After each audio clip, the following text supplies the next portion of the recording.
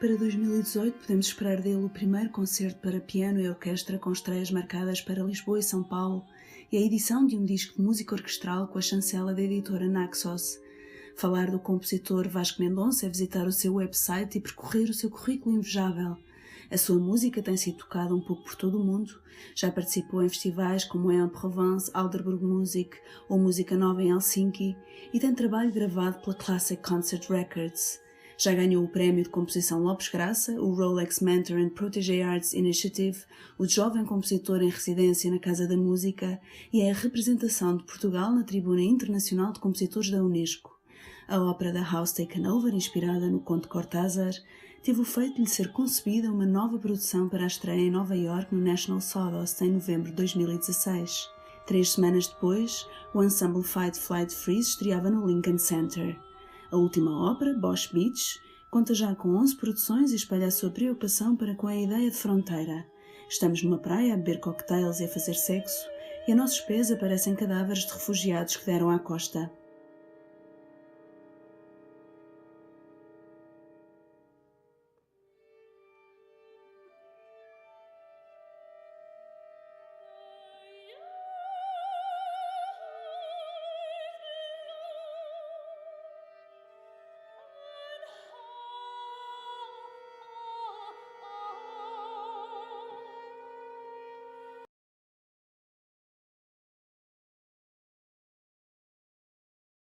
Isso é engraçado, porque a partir de um dado momento deixaram de ser álbuns e passaram a ser peças.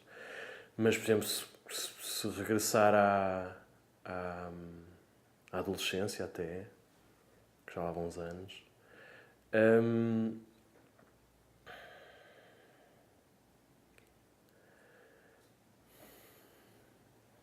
boa pergunta. Precisava de uns segundos para pensar nisso.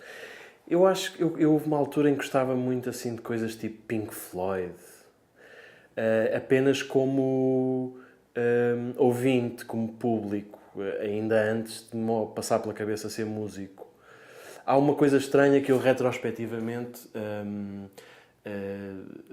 consigo identificar, que é um desejo de fazer, um desejo de criar música que nunca foi muito consciente, mas que retrospectivamente eu consigo perceber que havia já, e portanto a minha relação com a música era um bocadinho de uma tentativa muito ingênua de perceber a própria... Primeiro pelas letras, que sempre me interessei muito, até na adolescência, escrevia poesia e gostava imenso de escrever, mas lentamente em relação à própria gramática da música. E essas bandas tipo Pink Floyd e Genesis, os antigos, sempre gostei imenso. E continuo a gostar. Tenho uma relação completamente diferente com isso, com essa música hoje em dia, mas não é uma coisa que deixe de me emocionar. Até porque nós dificilmente nós criamos relações emocionais como as criadas nessas alturas. Foram músicas que nos acompanharam em momentos emocionalmente importantes, de traição ou de enlevo, e portanto essas coisas nunca desaparecem. É uma memória emocional. Depois, a partir de um determinado momento, comecei mesmo a interessar-me em fazer música. E comecei pela música ligeira, pelo rock, tocava guitarra elétrica, tinha o cabelo comprido, tudo isso. E depois foi um processo progressivo no fundo, de me entediar com determinado género musical e ir procurar qualquer coisa que eu não percebesse. Isso também é uma coisa que eu consigo identificar agora retroativamente. Que é a incredulidade perante determinada linguagem musical, e a partir do momento em que essa incredulidade era substituída por uma compreensão mais ou menos clara do que se passava na própria lógica da música, eu passava ao momento seguinte, e portanto passei de música ligeira para o jazz, passei do jazz para a música clássica, erudita, e passei da música erudita mais de repertório para a música contemporânea. E para já vou estando aqui. Não sei o que é que vai acontecer nos próximos tempos, mas noto também, dentro do que faço, e agora já numa perspectiva muito mais profissional, noto uma insatisfação com determinadas facetas, por exemplo, da criação do próprio métier. E, portanto, não sei até que ponto é que não consigo já detectar um certo caminho em direção mais até a outras disciplinas.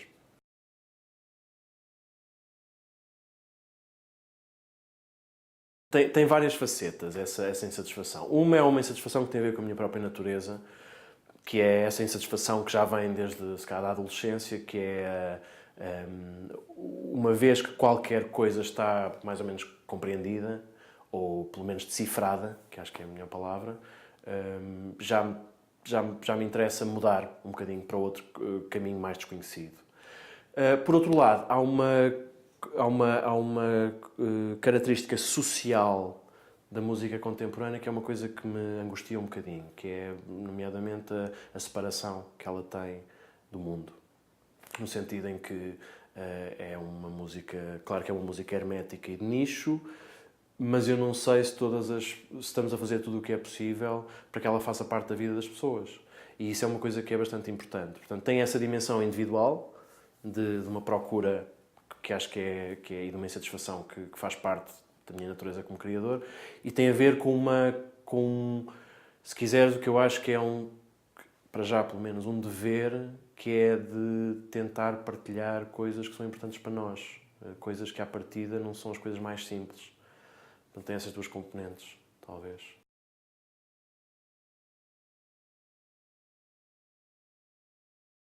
Eu acho que, vamos lá ver, uma coisa é uma atitude, outra coisa é a própria gramática. E eu acho que tu consegues detectar em música ligeira, música em rock, pop, etc., há uma determinada atitude de procura que, num certo sentido, não é muito diferente da procura que um compositor faz. O que eu acho é que há funções diferentes da música e expectativas diferentes da música. E também acontece no jazz. Portanto, dentro dos vários géneros há imensas atitudes, umas mais interessantes do que outras para mim.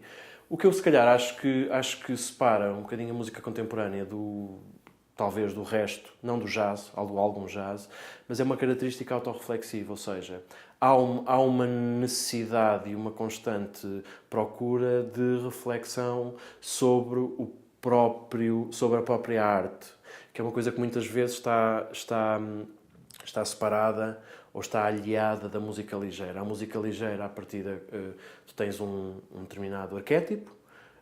São sobretudo canções, que é uma coisa que a canção, que nós chamamos em análise tradicional a melodia acompanhada, portanto tens uma voz principal e tens um instrumental atrás, que existe, por exemplo, que é a mesma textura dos Lieder do Schubert ou do Hugo Wolf, é exatamente a mesma coisa. É uma dimensão da música. Portanto, tens esse tipo de textura em que 95% a 99% da música ligeira acontece. Portanto, parte desse arquétipo. O que acontece na música erudita é que tu, muitas vezes, tens uma necessidade de refletir sobre os elementos que constituem a própria gramática musical. Ou seja, porquê é que há de ser uma textura de melodia acompanhada? Porquê é que não há de ser uma textura de tipo mais contrapontístico? Ainda mais meta-reflexivo. O que é que significa ser contrapontístico hoje em dia? Nós olhamos para a música do Bach e, de facto, aquilo é um contraponto genial. Qual é que é a definição de contraponto? Como é que tu podes, a partir desse conceito, criar uma música que é fresca, que é diferente, mas sem, contudo, teres uma atitude de completa negação da tradição? E, nesse sentido, eu acho que é essa a grande diferença. E depois há uma diferença de técnica, que tem a ver precisamente também com uma própria predisposição ou educação do público para ter acesso a determinadas manifestações, porque uma pessoa às vezes ir para uma peça de música contemporânea, num concerto dos Encontros da Gulbenkian, sem ter qualquer experiência de música contemporânea, às vezes pode ser a mesma experiência de alguém dizer: lê este poema maravilhoso em sânscrito. Até pode ser um poema maravilhoso, mas tu não tens a mínima ferramenta para perceber se aquilo passou a ser uma coisa estranha e misteriosa, mas tu não consegues realmente ter acesso àquilo. E, portanto, acho que nesse sentido, e mais uma vez voltando à parte social, há uma certa responsabilidade por parte de quem faz e de quem programa e de quem toca de ter consciência disso. Eu acho que os criadores e as pessoas que tocam música contemporânea não se podem ao mesmo tempo queixar que a música contemporânea está desligada do mundo do dia-a-dia e manterem-se no seu nicho, com as suas salas de concerto, com os fatos. Porque há uma coisa engraçada, que é, tu vais ver um concerto de música contemporânea, só a imagem que tu tens de uma orquestra vestida de fraque é uma coisa completamente diferente da relação com o público do século XIX ou XVIII, porque no século XIX os tipos que iam ver o concerto também estavam de fraque, portanto eram iguais, havia uma relação.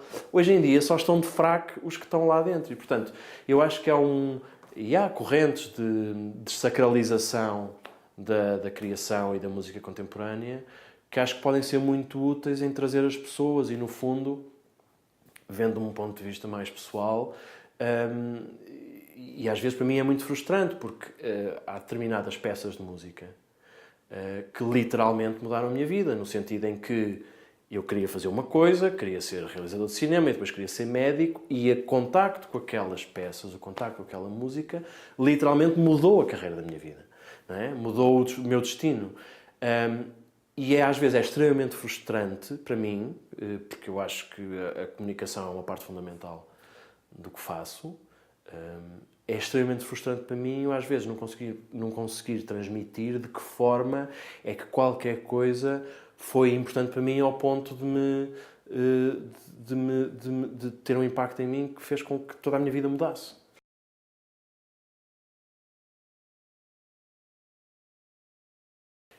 Normalmente o processo aconteceu-me algumas vezes e é sempre mais ou menos o mesmo processo. É um processo de estranhamento.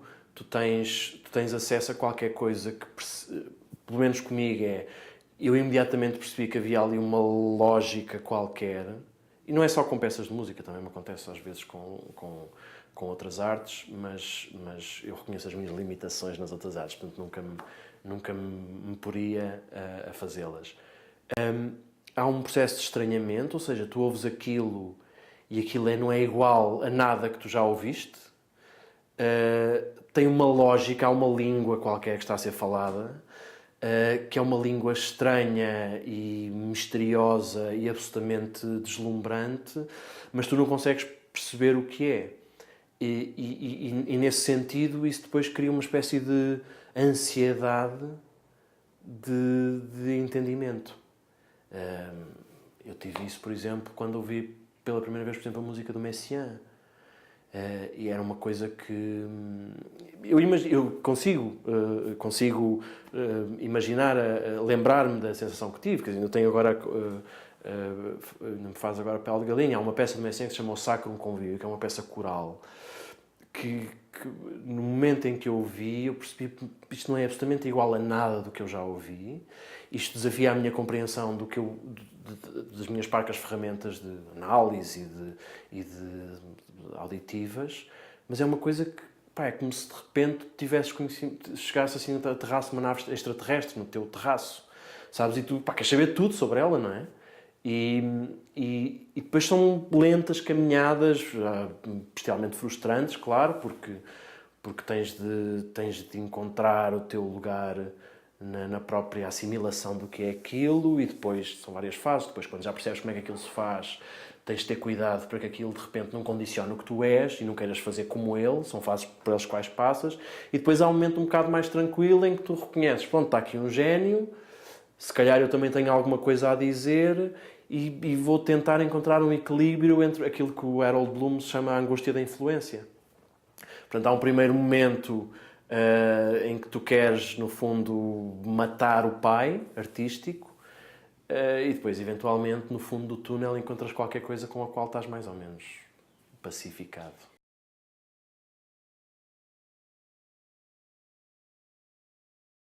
Eu acredito piamente nisso. Aliás, eu acho que a música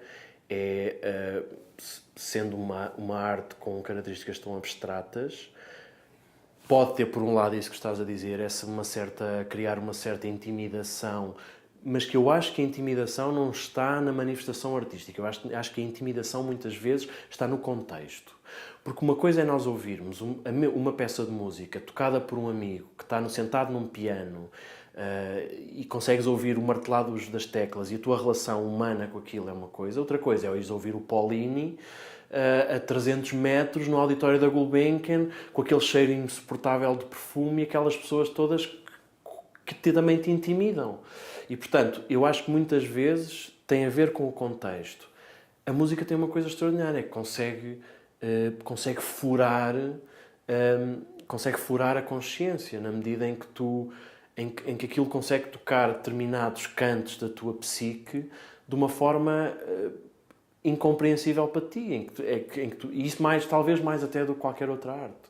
O Marco Rothko é que dizia uma coisa muito engraçada, que era nós andamos aqui, na altura, né? Nós andamos aqui, na altura do expressionismo abstrato, dizia, nós andamos aqui a tentar a abstração, e estes tipos da música já andam a fazer desde o século XVI. Portanto, nós estamos 400 ou 500 anos atrasados em relação a essa dimensão abstrata da coisa. E, portanto, essa dimensão que pode ser um bocadinho intimidatória, eu acho que tem também, se tu te abrires. E não é por acaso, por exemplo, que os workshops e os concertos de música contemporânea têm imenso sucesso com as crianças. Eu já vi coisas absolutamente maravilhosas e reações absolutamente maravilhosas de grupos de crianças a peças do Boulez e do Stockhausen, que são peças que, se tu foste com a tua capa racional e dizer, mas aquela coisa que eu detesto que me digam nos concertos, que é, gostei imenso da peça, mas não percebo nada. Eu fico furioso com isso. Eu sei que não é por mal, mas ninguém vai ver um filme do Mali com coisa e dizer, eu não percebo nada de cinema, mas gostei ou não gostei. Ou se calhar não há essa tendência, as pessoas têm a sua opinião. Aquilo tocou-me, não me tocou, acho uma estupidez, acho uma coisa pedante, não, acho uma coisa muito verdadeira, enfim. Na música não, na música há essa coisa do... E, portanto, se tu tirares essa capa racional e se deixares, eu acho que pode haver experiências verdadeiramente únicas. E é essa um bocadinho a minha luta também.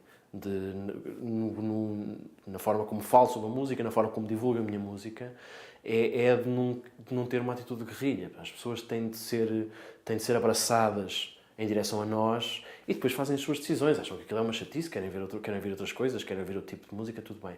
Mas pelo menos dar-lhes a oportunidade de terem uma relação próxima e dizer, isto toca-te de alguma maneira. Esquece o contexto, esquece que está aqui uma pessoa a produzir qualquer coisa para ti, está a produzir som para ti. E aí nós podemos ser tocados pelo som de uma forma muito, muito íntima. Acho que sim.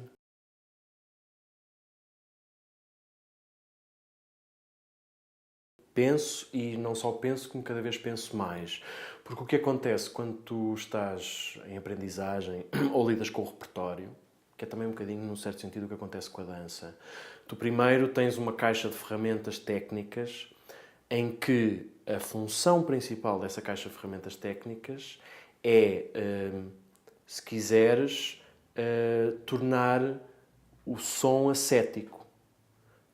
Na medida em que, por exemplo, a função, o eixo ou o vetor principal da dança clássica é em direção ao ar, não é? Tudo é feito na dança clássica do chão para o ar.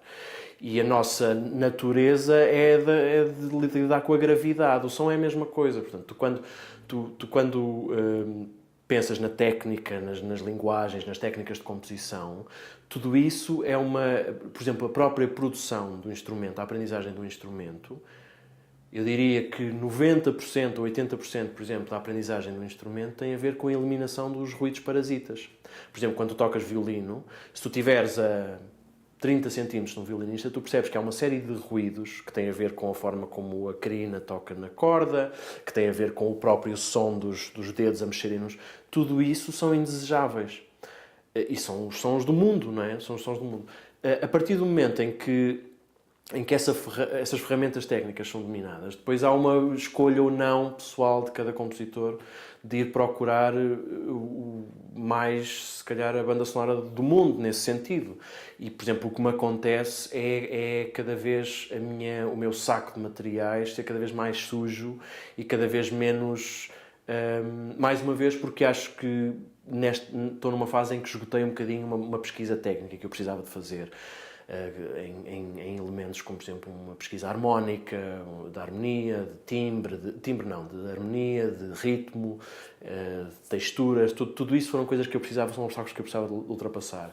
E neste momento estou muito virado, não só para o som do mundo, ou seja, para o mundo como produtor de material, que podem ser as pedras que eu uso para fazer aquilo, ou pode ser o próprio som, por exemplo, uma coisa que eu estou a trabalhar agora, o próprio som do corpo a ser percutido pelas mãos, por exemplo. Isso é um material. Mas uma coisa que está intimamente ligada com isso, particularmente no que eu faço, é o drama disso. Ou seja, a reintrodução dos sons habituais, tipo de vocabulário até que, por exemplo, o Cage chamou muita atenção para o som do mundo, não é? O som do prédio a cair, o som do público quando tens os 5:33 de silêncio, todas essas coisas. Eu acho que há inerentemente também, que é uma procura que para mim está muito ligada, uma coisa dramática no sentido social, ou seja, no sentido em que se tens o mundo a produzir som, ele é sobretudo produzido por alguém e essa pessoa aquilo é um evento teatral em si. Portanto, essas duas coisas estão muito ligadas para mim. Outra coisa, e ainda voltando à tua pergunta, que eu acho que é interessante, é que para além dessa questão do material, há uma questão que é, obviamente, se calhar eu diria que é uma questão mais importante para um compositor. Pelo menos para mim e sei que muitos colegas meus partilham isto, que é a questão do tempo. E a questão da percepção do tempo. O Stravinsky tem um texto maravilhoso sobre as duas percepções do tempo, o que é o tempo cronológico e o que é o tempo musical. Mas essa ideia de como... E isso é também, em relação ao que, voltando ao que tu estavas a dizer, é uma coisa que é completamente exclusiva da música, porque quando tu olhavas para os lados e tu controlas o que vês, controlas no fundo, o teu enquadramento. Tu, quando ouves uma peça de música, ou quando ouves uma manifestação, com qualquer discurso musical, tu não controlas o tempo. Portanto, é sobretudo uma arte da memória. E essa dimensão é uma dimensão tão ou mais importante, porque o que tu tens de fazer, no fundo, é fazer um bocadinho de puppeteer, portanto, das marionetas da memória. Tu tens de jogar com essa capacidade que tu e as outras pessoas têm de relacionar o que já ouviram e o que vão ouvir, sendo que nunca ninguém conseguirá experienciar uma peça no momento.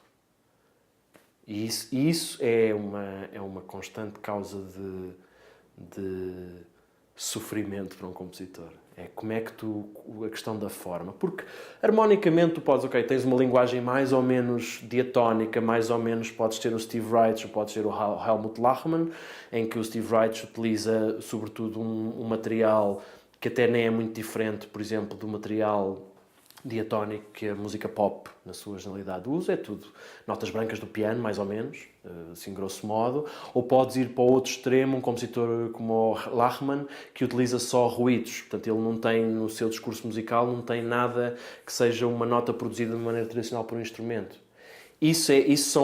Podes ter isso, mas ambos partilham uma coisa que é a incapacidade de fugirem dessa ideia de construírem qualquer coisa. O Reich, através daquela indução quase ao transe, não é? do phasing que ele descobriu lá em África e depois fez um estudo sobre aquilo, sobre a música tradicional. O Lachmann, sobre sobre a maneira como nós percepcionamos precisamente essa evolução de um vocabulário de ruídos. Mas esse, eu diria que é a grande questão da composição. Porque, repara, tu podes ter de uma peça de 2 minutos, uma miniatura, um epigrama, uma coisa qualquer, ou podes ter uma peça de 2 horas. E 2 horas é muito tempo. para construir uma narrativa musical. E há infinitas maneiras de o fazer. Portanto, para mim, é a minha grande questão como compositor.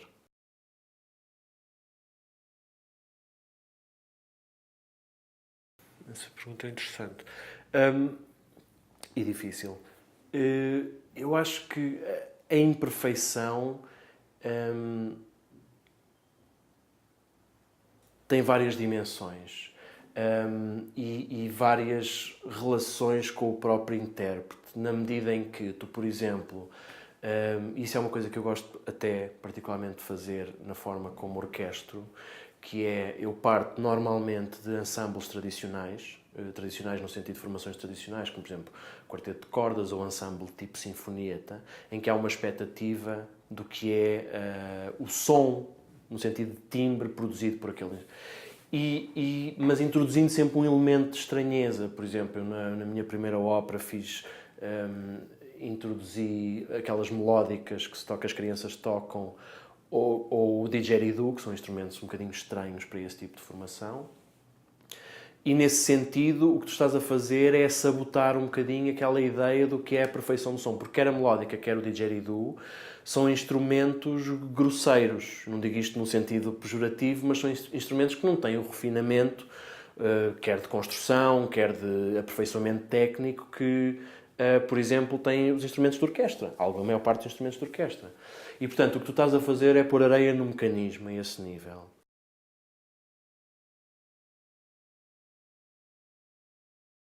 O que é exigido de um intérprete quando tem uma partitura à frente? É que a toque na perfeição. E que toque na perfeição, sobretudo, as partes difíceis. Ou seja, tu tens um certo deleite quase circense, há um aspecto circense de ver alguém a conseguir fazer uma cadência do concerto do Rachmaninoff com aquela perfeição e com aquela coisa ou fazer a articulação como a Sokolov, fazer aquela articulação nas partitas de Bach, porque tu percebes que aquilo é extraordinariamente difícil. E esse é o objetivo. Agora, por exemplo, em algumas correntes contemporâneas, nomeadamente estou a lembrar de um compositor como, por exemplo, Brian Faneho, em que a própria inglês, que a própria a ideia dele é de construir partituras tão densas e tão difíceis de executar que são virtualmente impossíveis de executar. O que é que ele espera que o músico... Isto é dito por ele. O que é que ele espera que o músico toque? Se for bem sucedido, 70% a 80% do que está escrito. Ou seja, o que ele quer é uma tensão entre o que é esperado do músico e o que a partitura propõe. E, portanto, toda a tensão da música e a natureza da música, aquela natureza tensa da música dele, advém dessa impossibilidade de a realizar tal como foi notada. O que nos leva a um problema também interessante, que é a questão da notação. A questão de que forma é que... Porque é uma coisa que também distingue muito a música erudita da música tradicional, e uma música popular ou uma música ligeira. É que a música erudita é de tradição escrita. Ou seja, eu faço a minha peça, eu ponho-a num meio intermédio e alguém vai descodificar esse meio intermédio. E isso tem a vantagem de tu poderes, no fundo, criar música bastante mais complexa, porque a partir do momento em que há uma codificação, mas também tem um problema, é que é virtualmente impossível tu notares coisas que são muito importantes na notação, no discurso musical, e que têm a ver com uma tradição oral. E por isso é que eu cada vez mais gosto mais de trabalhar com músicos e de lhes explicar, e gosto que eles... Tive agora, por exemplo, uma estreia num festival no Norte, em que pedia coisas um bocadinho estranhas. Eles não estavam à espera daquilo. E, portanto, havia uma série de perguntas que eram naturais e que eu, num outro momento, num momento mais anterior do meu próprio trabalho, teria tentado notar ao pormenor exatamente o que é que eu quero. Mas quer dizer, cada vez mais me deparo com esta impossibilidade. Portanto, esse trabalho de partilha humana, com essa especificidade do som e essa imperfeição do som, é uma coisa que cada vez mais também me faz afastar um bocadinho da parte da notação. e da parte da codificação da música, que é uma limitação cada vez mais difícil para mim.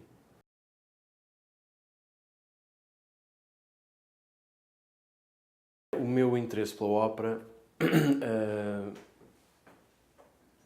tem a ver, sobretudo, eu já o disse algumas vezes, tem a ver com a minha necessidade, por exemplo, aquilo que estávamos a falar há bocado da abstração da música, que pode ser maravilhoso porque te toca profundamente sem saberes como, é também às vezes um bocadinho uma maldição, porque sendo uma arte tão autorreflexiva, em que reflete sobre si próprio e sobre o repertório antigo, acaba por estar um bocadinho afastada do mundo. Quer dizer, é ali uma espécie de cosmos à volta de peças antigas em que se percebe mais ou menos, sabe-se mais ou menos quando é que a reexposição da forma sonata vem, mas tudo gera à volta daquilo.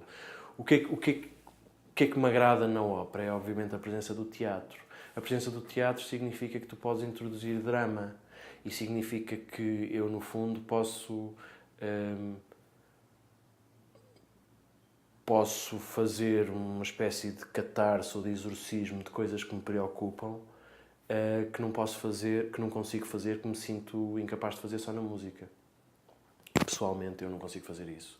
E, portanto, precisava do drama e preciso do drama. O que é que me interessa, sobretudo? Interessa-me, sobretudo, a intimidade das pessoas.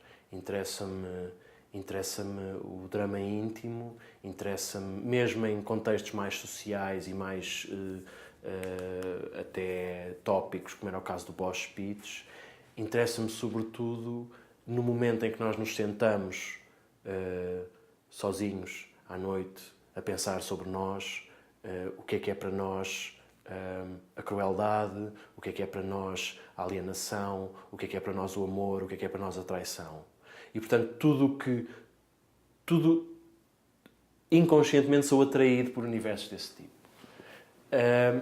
A história do Cortázar era uma história que, de facto, a tua definição é perfeita, que há uma claustrofobia aquelas pessoas parecem que estão paralisadas, agarradas ao chão, porque eu acho que, de facto, há ali e eu sempre me interessou fazer a análise mais psicanalítica do que era aquilo. Há interpretações políticas, eu sei que também são bastante conhecidas, mas isto interessava-me, como é que tu lidas com pessoas que estão obviamente mutiladas emocionalmente falando. E isso foi uma coisa que foi crescendo em mim, porque eu li primeiro o texto em espanhol, e o meu espanhol não é genial, e então, eu ao princípio não percebi muito bem. Eles tomaram a casa, mas quem? E portanto eu pensei, tudo isto mal. Mas de facto era incrível. E o que foi incrível, e que foi imediatamente o que me fez achar que a história era extraordinária, ainda sem pensar em ópera nem nada, era assim uma coisa que era uma história que eu tinha, que achava que esta história era extraordinária. Estava-me a perguntar, um bom conto, queres um bom conto? Eu conto de Cortázar. É a forma desconcertante como nos é narrada. Invadiram-te a casa. Qual é a primeira coisa que tu fazes? Fugir, acho eu. Não. Fecha a porta. Eles estão fechados. Os gajos que invadiram a casa estão naquela sala, estão fechados. Vamos fazer um chá. Vamos fazer um mate. E aí são os meus próprios medos e ansiedades e traumas que se começam a projetar naquilo. Que é, de facto, há aqui uma história por contar. Há aqui não é fiável o narrador. E eu adoro essa ideia de ter um narrador que não sabemos se nos está a mentir ou não. E, portanto, cria-se toda uma ficção do que é aquela história. Porque aquela história é inverosímil se aplicarmos um filtro realista. Quer dizer, aquelas não são reações normais. Mas aquelas pessoas estão pacificadas com aquela reação. E, portanto, isso quer dizer que há qualquer coisa mais incapacitante para aquelas pessoas em sair do que em ficar. E aí, quer dizer, o nosso foco vira-se para aquele espaço claustrofóbico, daquele drama íntimo em que o que é que aconteceu? O que é que lhes aconteceu? Que escuridão é que existe no coração daquelas pessoas, numa relação que é uma relação especialmente ambígua. O Cortázar, a um dado momento, fala de um casamento feliz entre irmão e irmã, não é por acaso, não é? Uma relação com contornos incestuosos, e isso é uma coisa que tem... Portanto, interessa-me por um lado essa ideia da intimidade, de sondar a intimidade, numa tentativa de fazer a catarse da minha própria intimidade e dos meus próprios anseios. Portanto, é isso. No fundo, tem essa atração. E eu acho que no fundo, tu consegues ter acesso mais verdadeiro às coisas quando vais a extremos. Eu sinto naturalmente atraído por comportamentos, situações desviantes, porque acho que é aí que se revela uma determinada verdade da condição humana, em que tu perdes, no fundo, quando perdes as estribeiras, em que perdes todos os filtros do superego, etc., e entras numa dimensão mais íntima, que não é bonita em nenhum de nós, não é?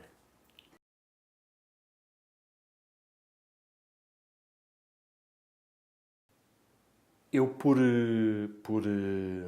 defeito, tenho muito receio em ter, quer dizer, fazer uma opinião definitiva sobre as coisas.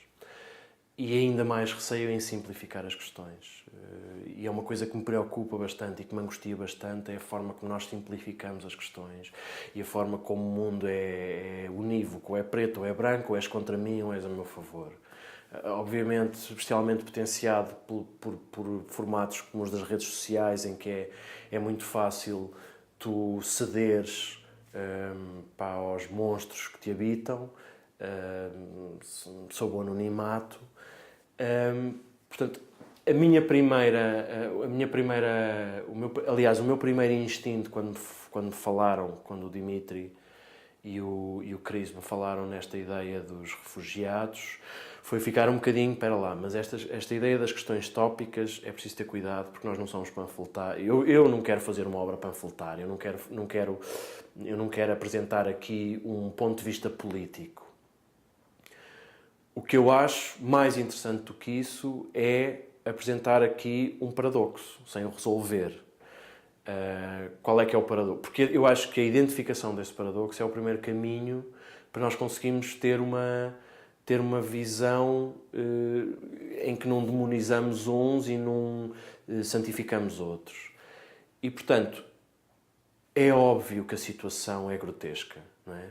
3 pessoas a tomarem banho e a fazerem sexo e a beberem cocktails numa praia, e aos pés dela estão pessoas a morrer ou sacos com cadáveres, à partida é uma situação chocante e grotesca. Agora, a partir do momento em que nós imediatamente demonizamos essas pessoas que bebem os cocktails, aí acabou-se, pronto, então vamos todos tranquilamente para casa e dizemos assim: eu nunca beberia um cocktail com um refugiado morto ao pé de mim. E é verdade. Eu não faria, ninguém faria, com bom senso, não é? Agora, a questão é que quando nós começamos a duvidar da monstruosidade daquelas pessoas, ou seja, eles têm uma atitude monstruosa, mas se eu conseguir, de alguma forma, através da música, criar algum tempo de empatia com aquelas pessoas, aí torna-se muito mais incómodo. Porque aí eles não são monstros que nós facilmente catalogamos e vamos nos deitar sossegados. Pensar, eu nunca faria aquilo. Eles são pessoas que estão num cenário monstruoso, mas que na verdade não são muito diferentes de nós. Quer dizer, e se nós mutatis mutandis, nós também, em termos abstratos, também estamos a beber cocktails. Quer dizer, há aquelas fotografias de Lampedusa, que foi aliás o que originou a ideia do libreto, Isso aconteceu. Agora, não foi por culpa dos tipos que estavam deitados nas espreguiçadeiras. Mas a sociedade da qual eles fazem parte tem responsabilidades nisso. E, portanto, mais do que dizer coitadinhos dos refugiados, expor dos tipos que vão para o Club Med, a ideia era tentar lançar perguntas e deixar perguntas sem resposta e dizer, pá, até que ponto é que nós somos impotentes? Ou não? Eu não sei bem a resposta disso. Eu considero uma pessoa mais ou menos com determinados compromissos éticos, tento viver a minha vida de uma forma de acordo com os meus princípios e princípios de empatia e de como dizê-lo, de solidariedade, mas que seguramente que eu tenho a minha parte de responsabilidade nisto. Não estou a fazer tudo o que podia. Portanto, a partir do momento em que nós nos sentamos demasiado confortavelmente, acho que aí acabou, quer dizer, porque há gente a fazer coisas muito piores do que tu e eu, mas também há gente a fazer coisas melhores. E nós nunca devemos estar demasiado confortáveis com a nossa pele.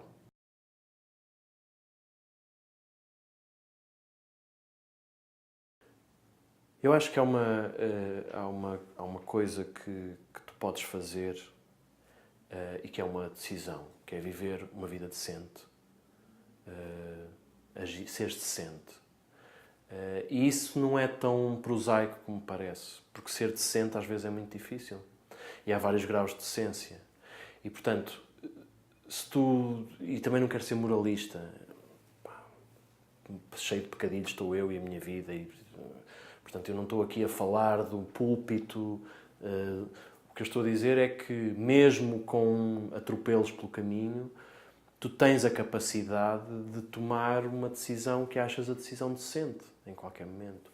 Seja numa decisão difícil de trabalho, seja na forma como educas os teus filhos, seja na forma como participas civicamente na sociedade.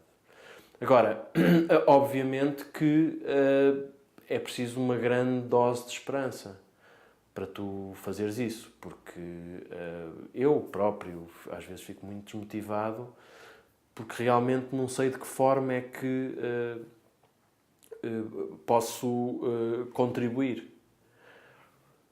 Mas se calhar toda a gente pensa assim. E eu diria que tem a ver com isso, sobretudo.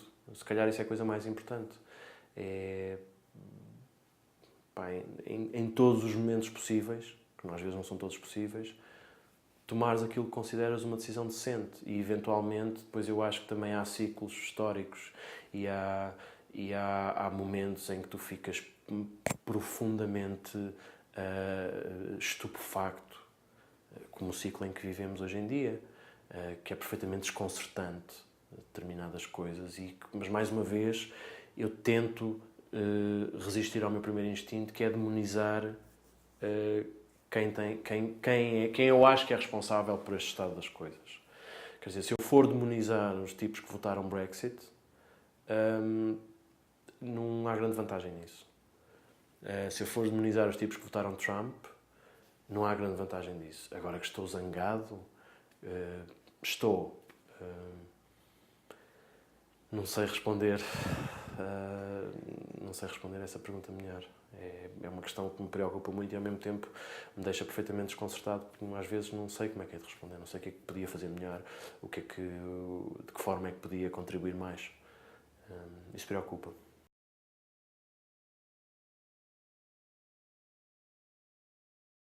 Eu às vezes pergunto-me se não é uma forma de religião, é uma forma de espiritualidade. O virtual se não é uma forma de espiritualidade. Pobre, talvez, na maior parte das suas manifestações, mas porque eu acho que, sobretudo, há um paradoxo gigante entre o que é um ideal, o ideal do indivíduo, não é? Cada vez mais o indivíduo como self-made man ou woman, a tua capacidade que tu tens de controlar o teu destino, a tua vida, e profunda solidão que isso causa. E eu não sei se isso é solúvel. Não sei até que ponto é que uma comunidade ou um fórum de internet preenche determinadas necessidades de empatia e de partilha. Também não quero dizer que todas as pessoas que vivem a sua vida virtualmente são pessoas desinteressantes. Não é nada disso. Eu, pessoalmente, sinto isto. Sinto que há um equilíbrio bestialmente difícil entre esta ideia de que tu consegues ser senhor do teu destino, que é uma ideia, acho que é uma ideia construtiva, quer dizer, não estás à mercê dos deuses ou do... Mas, por outro lado,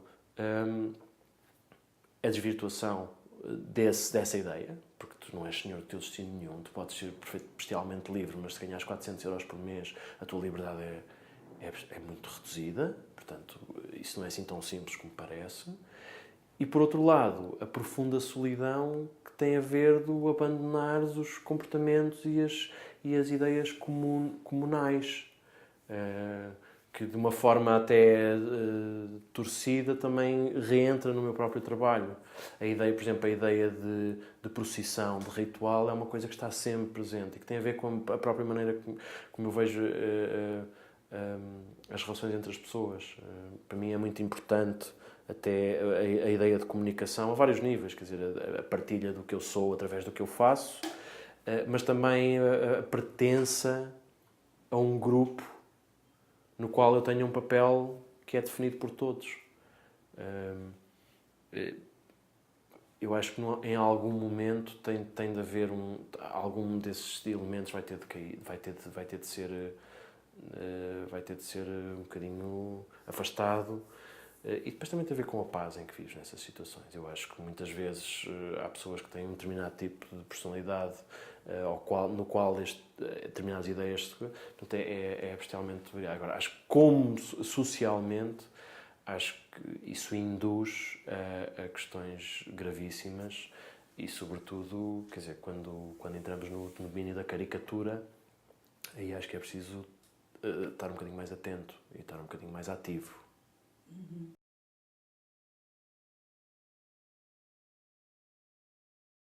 Isso é uma coisa que eu acho que é fantástico, que é as pessoas conseguirem apropriar-se e fazer significados das coisas. E eu sempre gostei imenso disso.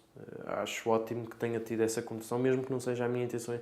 A minha intenção original era mais como é que eu represento o que não pode ser representado, ou seja, como é que eu represento o opróbrio, como é que eu represento o indizível, o horror, não é? Tem de ser através do silêncio, sobretudo o silêncio vocal. E, portanto, sobre o silêncio e um caráter quase processional. Portanto, aliás, até te posso dizer, uma das imagens que me ocorria em relação àquela ideia, aquele movimento, foi uma coisa que me marcou muito, que foi uma vez que eu estava em Santiago de Compostela na Páscoa, e não sei se já viste aquelas coisas que os capuzes, que eles fazem aquelas procissões, e essa experiência que tinha um tambor a cadência. E aquilo é uma coisa, esse caráter processional, em que tu vês todos vestidos de capuzes, mas percebes que alguns estão a arrastar-se pelo chão porque não conseguem andar, os outros são os ajudantes médicos, todos vestidos de capuz. Portanto, há ali uma coisa, ao mesmo tempo medieval, que já não é deste tempo, mas também há um caráter sagrado. E, portanto, o que eu no fundo, estava à procura era da representação de um sagrado. Porque a partir do momento em que tu dás voz às pessoas que morreram naquelas condições perfeitamente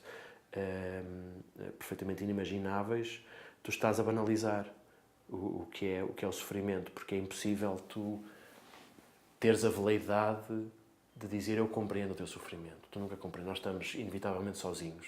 Não é? Nós, quando sofremos inevitavelmente sozinhos e só se temos uma coisa parecida, um acontecimento parecido, aí é que conseguimos mais ou menos vislumbrar. Mas eu acho que seria profundamente arrogante da minha parte imaginar esse sofrimento. Portanto, teve de ser através do silêncio. Por exemplo, esses ataques que tu ouviste no início, foi pedido aos músicos especificamente que eles batessem com os pés no chão.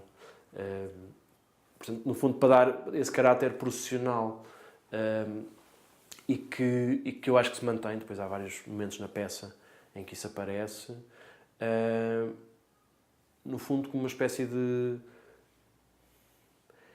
É a minha maneira de dizer eu tenho prurido em falar disto, eu tenho prurido em falar destas pessoas. Eu consigo falar dos burgueses ociosos, porque na dada medida não é muito diferente. Eu sou um bocadinho burguês e um bocadinho ocioso, somos todos, não é? Aqui comparado com eles, mas não me sinto à vontade para dar voz ou para dar corpo, para dar imagem a isso. Portanto, se calhar é político. Se calhar tens razão.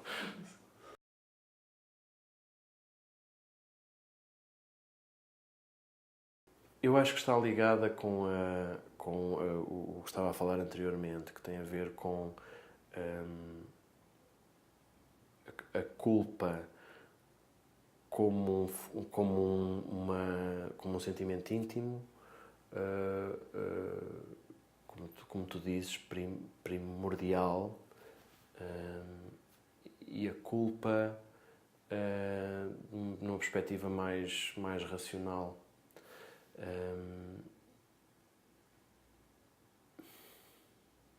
Isso é uma questão bastante complexa para mim, porque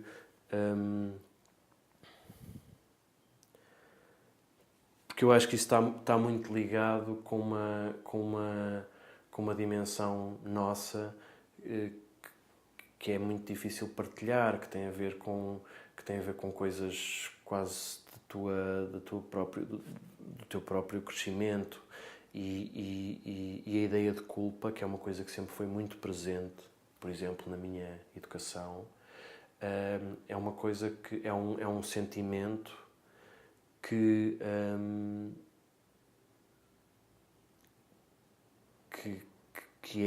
é completamente transversal à minha existência e não necessariamente ligado com um comportamento.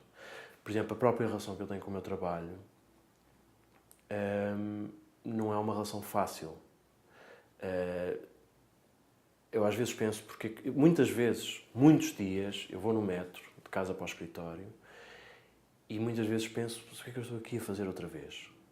Porque o processo de criação, para mim, é um processo extremamente doloroso, extremamente difícil.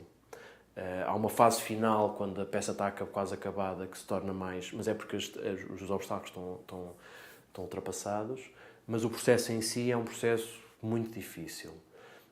Eu invejo, incrivelmente, aqueles meus amigos pintores que dizem, não, para mim ir para o ateliê de manhã é um deleite, não acordo e só não, para mim é... E, portanto, eu tenho pensado bastante nisso, quer dizer, porquê que eu me sujeito a mim próprio diariamente a este ritual? E tem a ver com um caráter de expiação que eu vejo no meu trabalho, quase. Há um pecado original na minha existência que só pode... quer dizer, que eu tenho o dever de diariamente pagar por ele. E a forma como eu pago é forçando-me a fazer uma coisa que, obviamente, que me traz prazer no final, também não sou masoquista, mas que é uma espécie de caminho da cruz de cada vez. E eu próprio imponho a mim limitações. Por exemplo, eu não permito que determinados modelos que utilizei ou para peças anteriores, eu não permito que não as transfiro para os outros por decisão. E é uma coisa quase... é isso, é uma espécie de estações da cruz. Portanto, cada peça são as estações da cruz até chegares, não ao crucifixo, mas à estreia.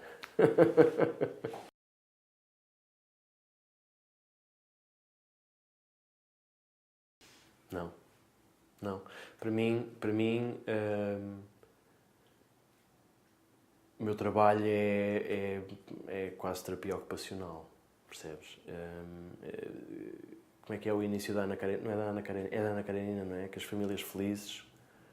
Como é que é? As famílias felizes têm todas a mesma história. Todas as famílias felizes têm todas a mesma história. As famílias infelizes, cada uma tem uma história sua. Não, para mim, a felicidade é para se viver, não é para se pensar sobre. Portanto, não estou a dizer que não seja possível. Para mim, o meu trabalho, eu vejo sempre o meu trabalho como uma espécie de processo de exorcismo das coisas que me atormentam. Que podem ser coisas tão particulares como um evento na minha vida, mas que no limite têm a ver com esta... Eu não me considero uma pessoa infeliz, considero uma pessoa bastante satisfeita com a vida, mas tenho muito, muito presente esta ideia de finitude. Quer dizer, isso é um problema sem solução. A partir daqui, a felicidade a felicidade é uma espécie de ponto de fuga transitório de qualquer coisa. Portanto, o que nós somos, isto parece um bocado negro, mas eu não sei dizer isto de outra maneira. O que nós somos é decadência e infelicidade. E de vez em quando há uma espécie de... Parece que o vento para e o mar acalma e temos momentos que nos permitem tolerar o que vem a seguir. Isto soa um bocadinho mais negro do que realmente é o meu dia-a-dia. Mas esta ideia é muito, muito, muito presente em mim. Portanto, tudo o que eu faço, todo o meu trabalho, tem a ver com um caráter de exorcismo desta impossibilidade que é, no fundo, isto qualquer dia acaba-se.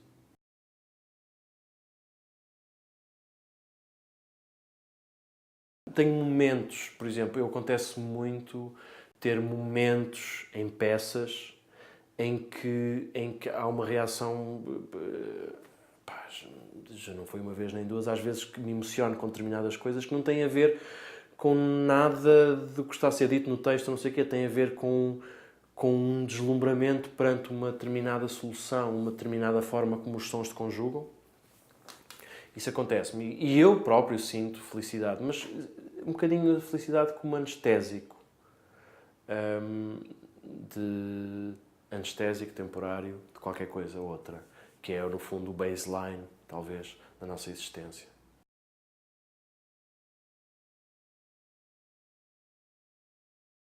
Por exemplo, sempre que ouço o final do Crucifixos, da Missa em Si menor, do Bach, há um momento final, que aquilo não diz nada a ninguém. A mim há ali um momento harmónico em que...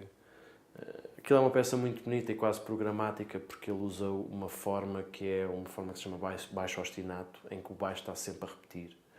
E ele vai criando um tecido maravilhoso de harmonia e de contraponto à volta dele. Mas é a descrição da crucificação. E há um momento final em que aparece um acorde perfeitamente inesperado. Nós chamamos em análise o acorde sexta alemã, não tem em si interesse nenhum. Mas que é um momento assim que eu fico sempre sem respirar quando o ouço. Desde que o vi pela primeira vez. Ou algumas passagens, por exemplo, da Sinfonia de Salmos do Stravinsky. Por exemplo, a forma como ele constrói o contraponto do segundo andamento. Isso são coisas em que, quer dizer, tu consegues perceber que há ali uma dimensão especial na forma, para ti, não é? Na forma como aqueles sons se conjugaram e que não podia ser de outra maneira nenhuma. Portanto, há uma inevitabilidade. Ele dizia, assim, um bocadinho a brincar em relação à Sagração da Primavera, que ele era o veículo através do qual Deus, não é? Deus manifestou-se através dele na Sagração da Primavera. É um tipo modesto, não é? Mas também muito religioso. Portanto, isto não é tão arrogante como parece. Isto, no fundo, era uma demonstração de pietismo. Mas eu acho que, de facto, há encontros, eu não sou uma pessoa religiosa, mas há encontros de sons e determinadas coisas que fazem qualquer coisa em ti. E, nesse sentido, estes dois exemplos são só Messiaen, por exemplo, aquela peça de Messiaen que estava a falar, do Sacrum Convivium. E é o que nos faz... quer dizer, e é o que nos faz... É o que me faz suportar, percebes? Por isso é que eu não consigo estar muito tempo sem escrever, ou não consigo estar muito tempo sem... Porque eu não consigo acreditar em Deus. Para grande pena minha, mas não consigo acreditar. Agora, há uma espécie de fome de espiritualidade que eu tenho, que tem de ser vertida de qualquer forma, para não se tornar num beco sem saída. E esta é a forma que eu encontro de comunicar, quer dizer, quer na minha forma de reagir à arte, à música em particular, quer na forma que eu tenho de expressar qualquer coisa que eu não sei expressar por palavras e do que eu penso sobre o mundo e qualquer coisa que não é tangível, a metafísica, essa ideia da metafísica, que é vazado, é uma espécie de válvula de escape de uma necessidade constante que eu acho que tem a ver com uma necessidade espiritual, não tem nada a ver com a matéria e com as minhas coisas mundanas.